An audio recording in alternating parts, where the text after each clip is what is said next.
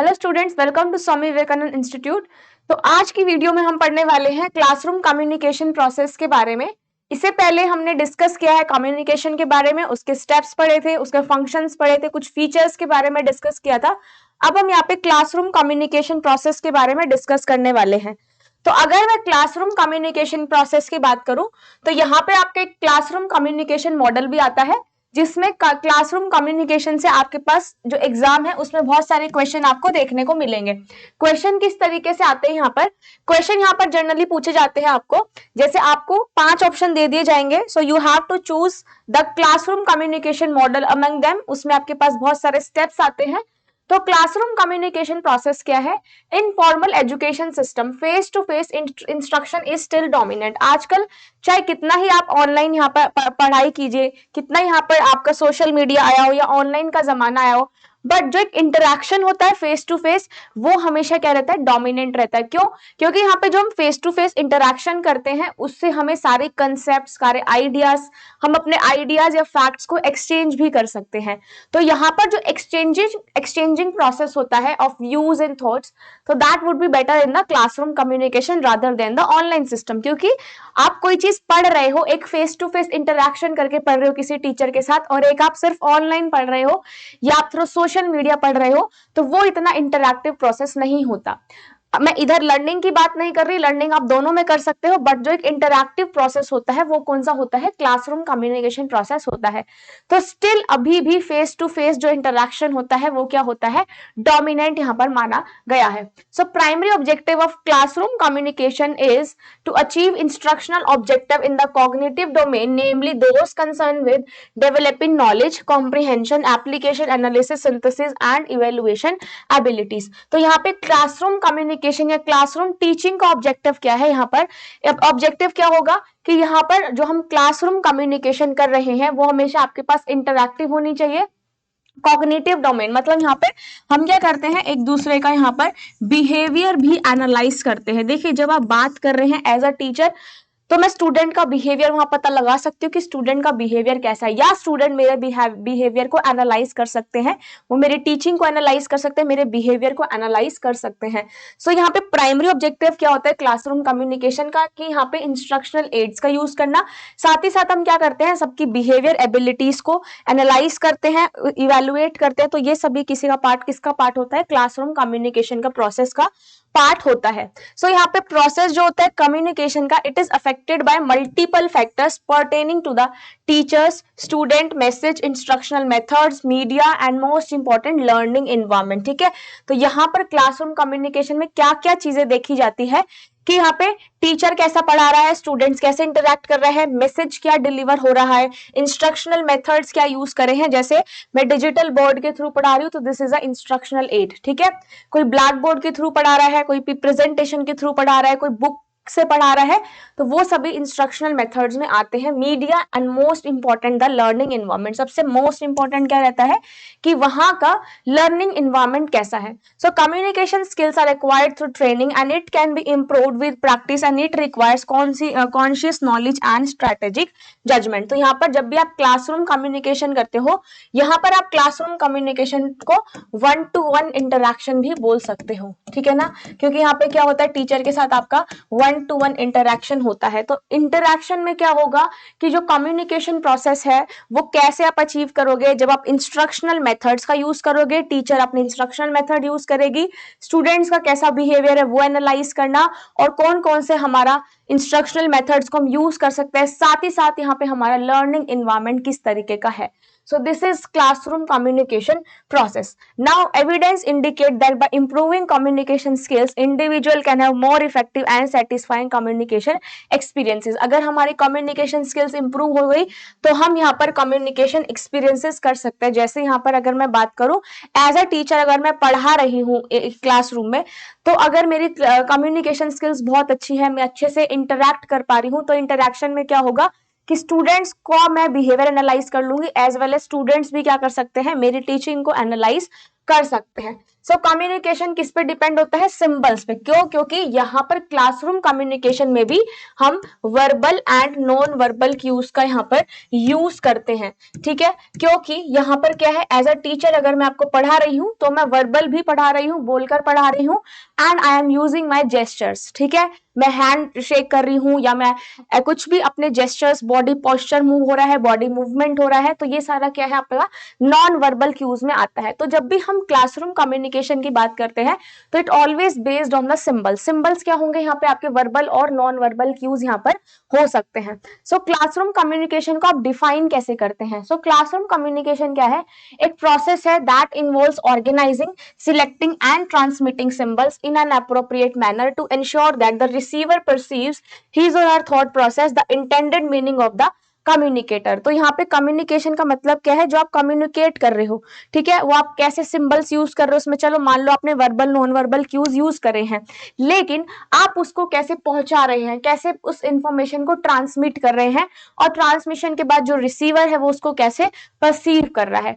अब यहाँ पर एक कम्युनिकेशन का मॉडल आया जो कि दिया था कॉलिन चन ने, ठीक है। एक क्लासरूम कम्युनिकेशन मॉडल था जो कि दिया था कॉलिन चन ने। इन्होंने बताया था कि जब हम क्लासरूम कम्युनिकेशन करते हैं तो ये प्रोसेस कैसी होनी चाहिए। देखिए, जब यहाँ पे कम्युनिकेशन की हम बात करते हैं तो प्रोसेस कैसी होनी चाहिए?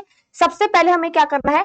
मैसेज को फॉर्मुलेट करना है। और मैसेज को फॉर्मुलेट क्या ध्यान में रख के करना है? 7 C's जो हमने पढ़े थे कम्युनिकेशन के, वो हमें ध्यान में रखना है कि यहाँ पे मैसेज कैसे फॉर्मुलेट करना है। That message should be concise, clear, ठीक है, आपका कंसिडरेशन, ये सारी चीजें हमें ध्यान में रखनी है। उसको ध्यान में रखते हुए हम क्या करेंगे? मैसेज को फॉर्मुलेट करेंगे। दूसरा, मैसेज को एनकोड करना है, ठीक है। मैसेज फॉर्मुलेट हो गया, अब आप मैसेज को कैसे एनकोड करोगे? आपने मैसेज कैसा भेजा है, ठीक है, किस रेफरेंस में भेज रहे हो, कैसा मैसेज भेज रहे हो, ठीक है। देन मैसेज ट्रांसमिशन, सबसे पहले आपने फॉर्मुलेशन क्या मैसेज करा, फिर एनकोडिंग की, एनकोडिंग के बाद आपने क्या करा? मैसेज को ट्रांसमिट कर दिया बाय द चैनल्स, ठीक है। यहाँ पर आपने क्या करा? मैसेज को भेज दिया बाय द चैनल्स। उसके बाद मैसेज डिकोडिंग हुआ एंड इंटरप्रिटेशन हुआ बाय द रिसीवर्स, और रिसीवर ने क्या करा? यहाँ पे लास्ट में आपको फीडबैक दिया एंड इवेल्युएशन किया। तो यहाँ पर कॉलिन चन ने क्या बताया? कॉलिन चन ने बताया कि यहाँ पर जब क्लासरूम कम्युनिकेशन होता है, जब यहाँ पर क्लासरूम कम्युनिकेशन होता है तो सबसे पहले टीचर क्या करती है? मैसेज को फॉर्मुलेट करती है। भाई अगर मैं आपको कम्युनिकेशन पढ़ा रही हूँ तो मुझे उसके लिए आप लोगों के लिए प्रेजेंटेशन या कंटेंट भी तो रेडी करना पड़ेगा ना। तो मैं क्या कर रही हूँ यहाँ पे? जो मैं कंटेंट प्रिपेयर कर रही हूँ, that content is my message, ठीक है। मैंने क्या करा? एक मैसेज फॉर्मुलेट किया। देन क्या किया मैंने? मैसेज को इनकोड करा, मतलब मैसेज को एक कंटेंट इस तरीके से बनाया कि आप लोगों को ये कंटेंट इजी लैंग्वेज में, एक लेमैन लैंग्वेज में समझ में आ जाए।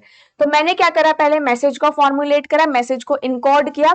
देन मैसेज ट्रांसमिशन, मैंने क्या करा? मैसेज को ट्रांसमिट करा, ठीक है। ट्रांसमिशन के आपकी तरफ मैंने मैसेज पहुंचाया, ये कंटेंट दिया। देन आपने क्या करा? अच्छा, ट्रांसमिशन जो किया वो मैंने किसके थ्रू करा? By channels. जैसे आपको मेरे यूट्यूब पे वीडियोस मिल रही, तो YouTube is a channel, this digital board is instructional method, इस इंस्ट्रक्शनल एड में आता है।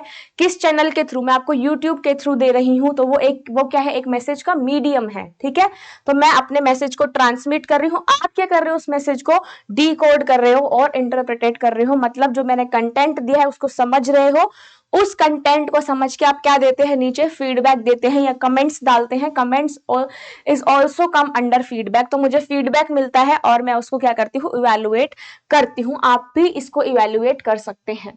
So this is all about classroom communication, जो कि कॉलिन चन ने दिया था ये मॉडल। उन्होंने क्या बोला था कि अगर हम एक इफेक्टिव क्लासरूम कम्युनिकेशन करनी है, अगर हमें इफेक्टिव क्लासरूम कम्युनिकेशन करनी है तो क्या करना पड़ेगा? यहाँ पे मैसेज अच्छे से होना चाहिए, मैसेज को इनकोड अच्छे से करना है, चैनल्स का प्रॉपरली यूज करना है टू अवॉइड द नॉइस और the distortion of the message. जैसे यहाँ पे बहुत सारे टेक्निकल ग्लिचेस आ जाते हैं ना, जैसे मैं आपको पढ़ा रही हूँ, आपका शट डाउन हो गया कैमरा या बंद हो गया आपका डिजिटल बोर्ड, तो दीज ऑल आर द, या फिर आपका स्पीड नहीं आ रही है वाईफाई की, तो these all are the technical glitches, तो अगर या फिर आपका वेबसाइट नहीं चल रहा है, तो यहाँ पर चैनल्स को ध्यान में रखते हुए चैनल को, मैसेज को, हम मैसेज को कैसे इनकोड कर रहे हैं, कैसे आप डिकोड कर रहे हैं, there should be no noise, ठीक है। तो यहाँ पर ये सारी किस्में आती है, कॉलन चन के मॉडल ने ये सारे चीजें यहाँ पर बताई। सबसे पहला अब हम इसको डिटेल में डिस्कस कर लेते हैं। जब भी हम मैसेज फॉर्मुलेट करते हैं, ठीक है, तो all communication start with an idea और message that is to be transmitted to the target audience with the motive to get positive response, ठीक है। यहाँ पर क्या है, जो आपका मैसेज ट्रांसमिट हो रहा है, जो मैसेज फॉर्मुलेट हो रहा है, वो कैसे हो रहा है कि हमें कैसा यहाँ पर रिस्पॉन्स मिलेगा, ठीक है। तो यहाँ पे मैसेज का मतलब क्या है, जो भी यहाँ पर मैसेज फॉर्मुलेट हो रहा है, तो मैसेज का मतलब क्या है, all the set of verbal and non verbal cues. अब अगर मैं एज अ टीचर हूँ, ठीक है, मैं आपको पढ़ा रही हूँ, तो मैंने आपको क्या बताया कि यहाँ पे मैं वर्बल और नॉन वर्बल क्यूज दोनों ही यूज करूंगी, ठीक है। तो मैंने यहाँ पे क्या करा, जब मैसेज फॉर्मुलेट किया तो मैंने वर्बल और नॉन वर्बल मैसेज क्यूज दोनों यूज करा। अब जो मेरा मैसेज है वो आपका रिटर्न वर्ड्स में भी हो सकता है, स्पोकन वर्ड्स में, oral written words, gestures, movement etcetera. तो इसमें क्या आ जाते हैं, ये सारी चीजों में आता है आपका verbal and non verbal cues.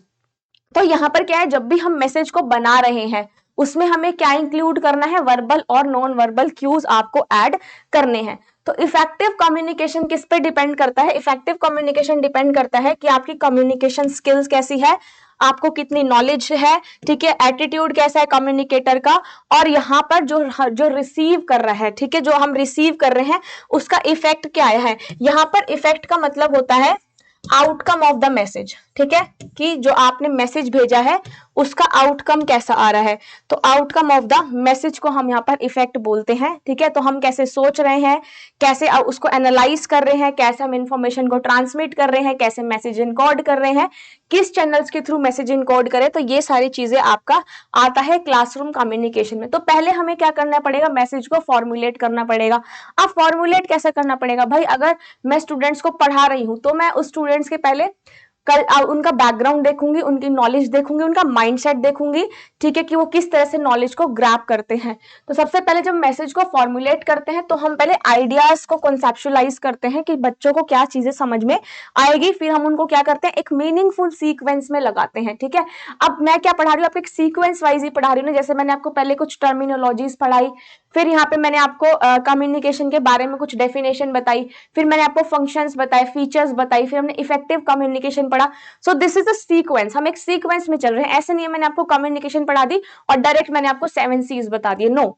तो यहाँ पर क्या है, जब भी हम फॉर्मुलेट करते हैं मैसेज को, that should be in the sequence. हम कुछ पढ़ा रहे हैं, that should be in the sequence. तो यहाँ पे टीचर क्या करता है, मैसेज में अपने आइडियाज को रखता है, ठीक है, और यहाँ पर एक कंटेंट जो है, एक एप्रोप्रिएट कंटेंट जो है वो बनता है। सेकेंड प्रोसेस है मैसेज को इनकोड करना। मैसेज को इनकोड कैसे करेंगे, मैसेज का इनकोडिंग का मतलब क्या होता है, अपने आइडिया को कन्वर्ट करना, ठीक है, कि हम रिसीवर तक जो मैसेज पहुंचा रहे हैं उसमें हम क्या करते हैं, अपने आइडियाज को कन्वर्ट करते हैं। जैसे मान लो मेरे पास क्या आइडिया है कि मुझे यही कंटेंट आपको पहुंचाना है, तो मैंने क्या करा, उसको एक ऑर्गेनाइज करके एक सीक्वेंस में लगा के उस आइडिया को कन्वर्ट किया और आप तक यहाँ पर ट्रांसमिट करा। It's a teacher responsibility to use appropriate symbolic form from each subject and teach students to use these form, ठीक है। तो ये सारी चीजें क्या है, यहाँ पर मैंने आपको बताया कि सबसे पहले क्या करते हैं, मैसेज फॉर्मुलेट करते हैं, देन मैसेज को यहाँ पर इनकोड किया जाता है, मतलब यहाँ पे मैसेज को शेप दी जाती है कि हमें कैसा मैसेज यहाँ पर बनाना है। मैसेज फॉर्मुलेशन इसको जनरली हम बोलते हैं कि मैसेज कैसा यहाँ पर फॉर्मुलेट करना है। तो communicator not only translate his purpose, ideas, thought, information into a message, but also decide on the medium to communicate कि हमें कौन सा मीडियम चाहिए, ठीक है, हम कौन सा यहाँ पर चैनल यूज कर रहे हैं। जैसे क्लासरूम की बात करें तो हम 1-to-1 इंटरेक्शन कर रहे हैं, अगर मैं ऑनलाइन बात करूं तो मैं आपको यूट्यूब के थ्रू क्या दे रही हूँ, ये सारा कंटेंट प्रोवाइड कर रही हूँ। तो ये क्या होता है, चैनल होता है। ऑल्सो कम्युनिकेटर जो है उसको अपना मीडिया चूज करना है, स्पीच है, राइटिंग है, सिग्नलिंग है, जेस्चर्स है, ठीक है। तो ये सारा किस में आता है, फॉर्मुलेशन ऑफ मैसेज में आता है। उसके बाद हम मैसेज ट्रांसमिट कैसे करते हैं, ठीक है, ये कॉलन चन का मॉडल पढ़ रहे हैं हम, ठीक है। नेक्स्ट हमारे पास आता है मैसेज को कैसे ट्रांसमिट कर रहे हैं, ठीक है, मतलब मैसेज कैसे यहाँ पर डिलीवर हो रहा है। तो मैसेज डिलीवर कैसा हो रहा है, एक चैनल के थ्रू हो रहा है। अब यहाँ पर एक चैनल का मतलब क्या होता है, जिससे आपका मैसेज कहाँ पहुंचता है, रिसीवर के पास पहुंचता है। तो यहाँ पे अलग अलग चैनल्स हो सकते हैं, रिटन स्पोकन फॉर्म में आप अपने मैसेज को भेज सकते हैं, वर्बल फॉर्म में, नॉन वर्बल फॉर्म में, मास मीडिया के थ्रू भी आप अपने मैसेज को ट्रांसमिट कर सकते हैं। उसके बाद मैसेज डिकोड और इंटरप्रिटेशन। यहाँ पे डिकोडिंग और इंटरप्रिटेशन का मतलब क्या है कि डिकोड मतलब जो आपका मैसेज आपको रिसीव हुआ है वो कैसे आप डिकोड कर रहे हो, ठीक है। अगर रिसीवर आपकी लैंग्वेज से फेमिलियर होगा तो वो आपकी चीजों को क्या है समझ जाएगा और वो इजीली डिकोड कर पाएगा। इसलिए ही तो बोला था कि जब हम मैसेज को भेज रहे हैं, जब मैसेज को इनकोड कर रहे हैं, तो हमारा फोकस किस पे होना चाहिए, ऑडियंस फोकस होना चाहिए, क्योंकि ऑडियंस का एजुकेशनल बैकग्राउंड, कल्चर बैकग्राउंड, उनका माइंडसेट, उनके आइडियाज, उनकी एजुकेशन, ये सब वेरी करता है फ्रॉम पर्सन टू पर्सन। तो इसलिए हम जब भी मैसेज को इनकोड कर रहे हैं तो हमें ये सारी चीजें ध्यान में रखनी है, क्योंकि जब आप वो मैसेज, क्योंकि जब वो रिसीवर डिकोड करेगा ना आपके मैसेज को, तो वो क्या देखेगा कि यहाँ पर जो जहां से मैसेज आया है वो कौन सी लैंग्वेज में आया है, ठीक है, क्या अपने आइडियाज अब एक्सप्रेस करना चाह रहा है सेंडर। तो ये सारी चीजें भी हमें ध्यान में रखनी है। अगर इफेक्टिव कम्युनिकेशन करनी है तो receiver is the most important link, क्योंकि रिसीवर क्या प्रोवाइड करता है, यहाँ पे फीडबैक प्रोवाइड करता है और देन हम क्या करते हैं, इसको इवेलुएट करते हैं। तो यहाँ पे रिसीवर का जो है वो रोल बहुत ज्यादा होता है। अगर रिसीवर की एबिलिटी नहीं है सुनने की, read and think, then she will not able to receive and decode the message. अगर रिसीवर यहाँ पे पढ़ नहीं सकता, सुन नहीं सकता, तो वो फिर क्या करेगा, मैसेज को डिकोड नहीं कर पाएगा। नेक्स्ट यहाँ पे आता है फीडबैक और इवेल्युएशन, ठीक है। हम फीडबैक और इवेल्युएशन कैसे देते हैं, तो जो कोल एंड चन का मॉडल पढ़ रहे हैं ना, ये वाला है, ठीक है। हम ये सारे स्टेप्स को एक बार ध्यान में रख रहे हैं। फॉर्मुलेशन कैसे करते हैं, मैसेज इनकोडिंग, ट्रांसमिशन, डिकोडिंग।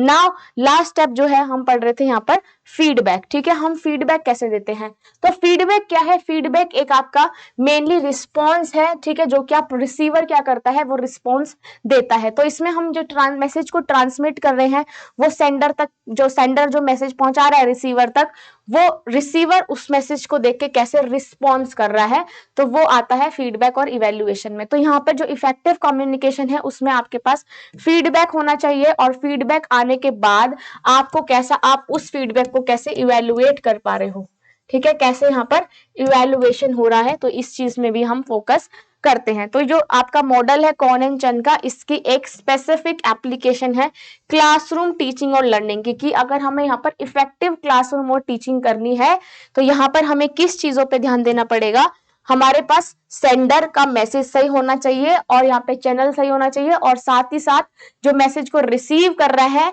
वो अच्छे से फीडबैक और इवेल्युएशन वहां पर होना चाहिए। So this is the call and चन मॉडल ऑफ क्लासरूम। अब यहाँ पे कुछ यहाँ पे आपके पास पॉइंट्स हैं, ठीक है, कि यहाँ पर कम्युनिकेशन जो है वो कैसा होना चाहिए क्लासरूम में। टीचर, सबसे पहले टीचर के लिए, teacher need to be aware of the subtle and direct ways of students for conveying reaction to the messages receive. सबसे पहले यहाँ पर जो टीचर हैं वो अवेयर होने चाहिए कि कैसे मैसेजेस उनको यहाँ पर भेजने हैं। स्किल्ड टीचर्स होने चाहिए ताकि वो फीडबैक को भी कंट्रोल कर सके, ठीक है। नेक्स्ट यहाँ पे इवन बाय फ्लूटरिंग आईलिड्स, यहाँ पर आप नॉन वर्बल मेथड्स का यूज कर सकते हो। यहाँ पर आप क्या करते हो, टीचर्स को नॉन वर्बल क्यूज का भी यूज करना चाहिए, जैसे आपका fluttering eyelids, raising eyebrow, making facial expression, organizing a point and asking for the explanation, ठीक है। तो यहाँ पे मैसेज को आप शेप्ड और रीशेप भी कर सकते हो जब तक मैसेज जो है वो सेंडर रिसीवर तक क्लियर नहीं होता। फेस टू फेस कम्युनिकेशन में रिस्पॉन्ड करता है रिसीवर नेचुरली, ठीक है। जैसे एज अ स्टूडेंट हो तो यहाँ पर रिसीवर कौन हुआ क्लासरूम में, स्टूडेंट्स में, तो स्टूडेंट क्या करते हैं, 1-to-1 इंटरेक्शन करते हैं, उसी के अकॉर्डिंग रिस्पॉन्ड यहाँ पर करते हैं। तो फीडबैक से हमें क्या पता चलता है कि हमारा मैसेज सही है या फिर गलत है। मैसेज जो आपका गया है, क्या रिसीवर उसको डिकोड कर पा रहा है या फिर रिसीवर उसको समझ पाया है कि नहीं समझ पाया। तो यहाँ पे हम फीडबैक में क्या चेक करते हैं, तो फीडबैक में क्या हमें पता चलता है कि क्या चीज हमारे लिए सही है, क्या चीज हमारे लिए गलत है। नाउ नेक्स्ट आता है यहाँ पर हॉट मीडिया और कूल मीडिया का difference. This is the most important from exam point of view. यहाँ से क्वेश्चन पूछे जाते हैं, जैसे आपको एलिमिनेट करना आता है कि कूल मीडिया बताओ एंड हॉट मीडिया, इसमें से ढूंढ करके बताइए। तो सबसे पहले अगर मैं हॉट मीडिया की बात करूं, in the layman language what is hot media. देखो हॉट मीडिया का मतलब जिसमें आपके पास लेस पार्टिसिपेशन होती है, ठीक है। हॉट मीडिया में आपके पास लेस पार्टिसिपेशन होती है। जैसे मैं आपको एग्जांपल देती हूँ, आप सिनेमा जाते हैं, मूवीज देखने जाते हैं, तो क्या मूवी में आपका कोई पार्टिसिपेशन रहता है? नो। आपका कोई पार्टिसिपेशन नहीं है, you just watch and enjoy the movie, है ना। तो यहाँ पर जिसमें आपके पास कोई लेस पार्टिसिपेशन हो, लो पार्टिसिपेशन हो, उसको हम क्या बोलते हैं, हॉट मीडिया बोलते हैं। But in the case of cool media there is high participation. यहाँ पर क्या है, आपके पास हाई पार्टिसिपेशन होता है, ज्यादा एक्टिव पार्टिसिपेशन होता है। फॉर एग्जाम्पल अगर मैं अब बात करूं एक डिबेट की, ठीक है, एक डिबेट की, मीटिंग की, सेमिनार की, तो उसमें क्या हो रहा है, 1-to-1 इंटरेक्शन हो रहा है, आप अपनी बात रख सकते हो, आप अपने आइडियाज को एक्सप्रेस कर सकते हो। तो यहाँ पे क्या हो रहा है, 1-to-1 इंटरेक्शन हो रहा है ना। इंटरेक्शन जब हो रहा है तो यहाँ पे पार्टिसिपेशन कैसा है, ज्यादा है। तो पार्टिसिपेशन ज्यादा है, तो पार्टिसिपेशन ज्यादा है तो उसका मतलब क्या आएगा, ये किस में आएगा, कूल मीडिया में आएगा, ठीक है। तो यहाँ पे हॉट मीडिया में कम पार्टिसिपेशन होता है और कूल मीडिया में यहाँ पर हाई पार्टिसिपेशन आता है। तो this is difference between hot and cool media, ठीक है। तो हॉट मीडिया में क्या है, कम पार्टिसिपेशन चाहिए होता है, एंड हाई, इसमें कूल मीडिया में हाई पार्टिसिपेशन चाहिए होता है। तो हॉट मीडिया क्या है, they are hot media generally but not absolutely visual media, ठीक है। तो यहाँ पर हॉट मीडिया क्या है, जिसमें आपके पास कम पार्टिसिपेशन चाहिए होता है। कम पार्टिसिपेशन का मतलब क्या है, यहाँ पर जैसे आप वहां पे इंटरैक्ट नहीं करते हो, इंटरैक्ट नहीं करते हो, और दूसरा यहाँ पर बहुत सारे एग्जांपल्स आपसे पूछे जाते हैं एग्जाम में। तो यहाँ पर जो भी क्वेश्चन आएगा वो ध्यान से पढ़ना। सबसे पहले यहाँ पे हॉट मीडिया में पार्टिसिपेशन क्या है, कम, कोल्ड मीडिया में पार्टिसिपेशन क्या है, ज्यादा। जैसे अब प्रिंट है, आप कोई चीज पढ़ रहे हो प्रिंटेड फॉर्म में, तो क्या आपका पार्टिसिपेशन है, नहीं ना, उसमें सिर्फ आप पढ़ रहे हो, आपने तो वो प्रिंट नहीं करा है, तो उसमें पार्टिसिपेशन कैसा है आपका, यहाँ पर लेस पार्टिसिपेशन है। तो ये किसका एग्जाम्पल हो जाएगा, हॉट मीडिया का हो जाएगा। तो यहाँ पे प्रिंट है, ठीक है, प्रिंट आ गया। उसके बाद आपके पास बहुत सारे एग्जाम्पल है, जैसे radio, film, lecture, photograph, print, ये सब किसके एग्जाम्पल है, आपके हॉट मीडिया के एग्जाम्पल है, क्योंकि यहाँ पर हमारा कोई भी पार्टिसिपेशन नहीं होता है। जैसे रेडियो है, रेडियो में क्या है, आपको आवाज ही सुनते हैं ना, आप रेडियो सुनते हो, क्या उसमें आपका पार्टिसिपेशन है, नो। लेकिन कूल मीडिया की अगर मैं बात करूं तो आपका टेलीविजन है, जैसे आप डिबेट कर रहे हो टेलीविजन में, ठीक है, सेमिनार है, टेलीफोन है, these all are come under cool media where there is high participation of the human beings, ठीक है। तो this is difference between hot and cool media. Now coming next, यहाँ पे एक डिफरेंस और बताया है।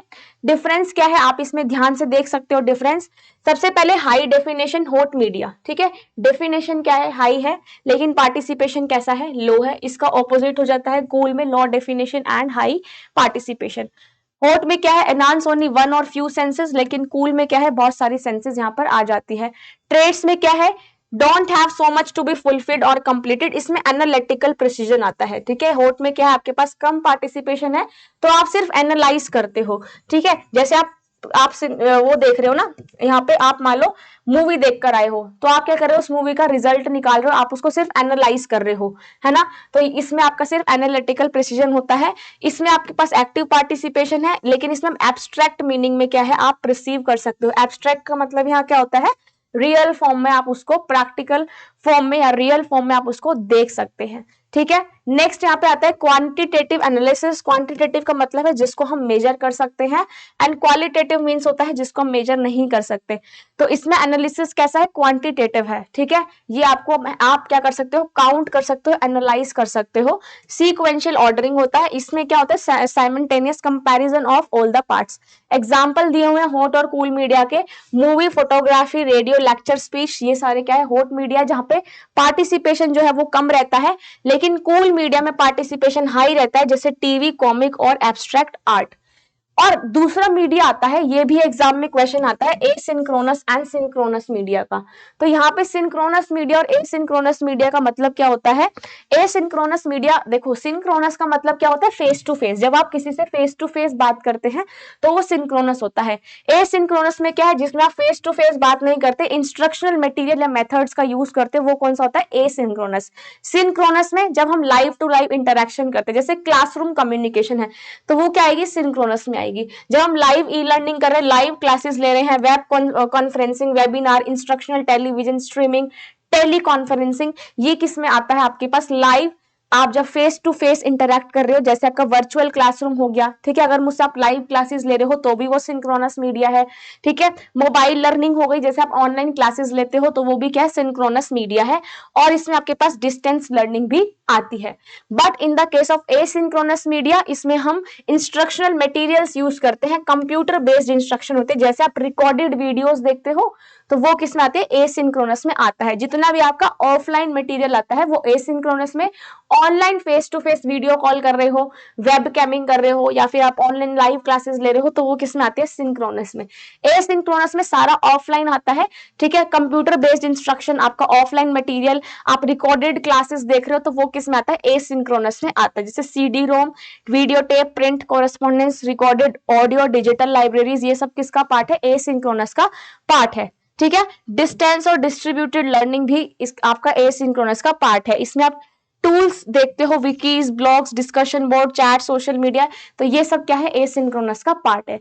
तो आई होप आपको ये सेशन एकदम क्लियर हो गया होगा, जिसमें हमने क्लासरूम कम्युनिकेशन, कॉल एंड चन का मॉडल पढ़ा है, एंड यहाँ पे synchronous, asynchronous, hot and cool media के बारे में डिस्कस किया है।